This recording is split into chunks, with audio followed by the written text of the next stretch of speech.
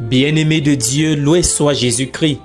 De la place au trône à la coupe du service.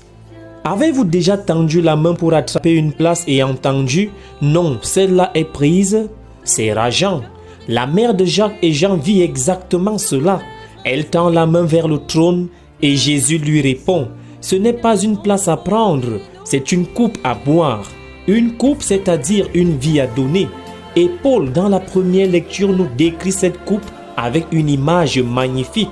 C'est un vase d'argile, fragile, fissuré, mais qui porte un trésor.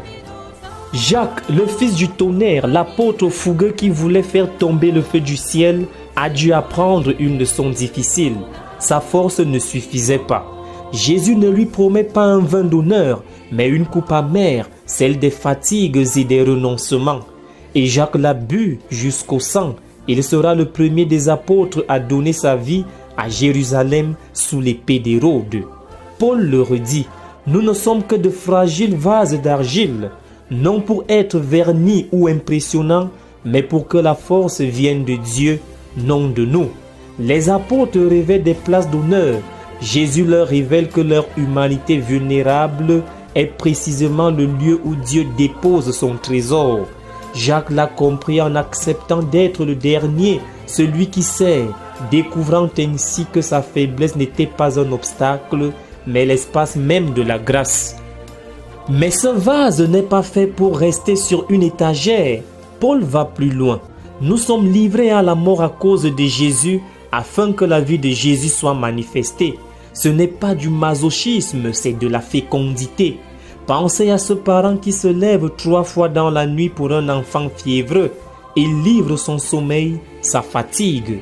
Il porte dans son corps une petite mort pour que l'autre vive. Jacques a fait cela jusqu'à verser son sang. Et ce sang, dit le psaume 125, est comme une semence jetée dans les larmes. Une semence qui porte du fruit. Car boire la coupe de Jésus, c'est entrer dans le mouvement de la croix où la mort devient un passage vers la résurrection. Et nous ne buvons pas cette coupe seule, nous la buvons ensemble dans l'Église. C'est le sens de notre baptême, plonger dans la mort du Christ pour renaître avec lui. Paul le promet, celui qui a ressuscité, Jésus nous ressuscitera avec lui. La fatigue, l'échec, la mort n'ont pas le dernier mot. Frères et sœurs, avec Saint Jacques, ce sont de courir après les places, devenant des vases d'argile, fragiles mais remplis, fissurés mais lumineux, car c'est dans nos fêlures que Dieu fait entrer sa gloire. Et quand nous boirons cette coupe, celle du service, celle de la croix, celle du baptême partagé, nous découvrirons qu'elle n'est pas un poison, mais le vin de la vie éternelle. Amen.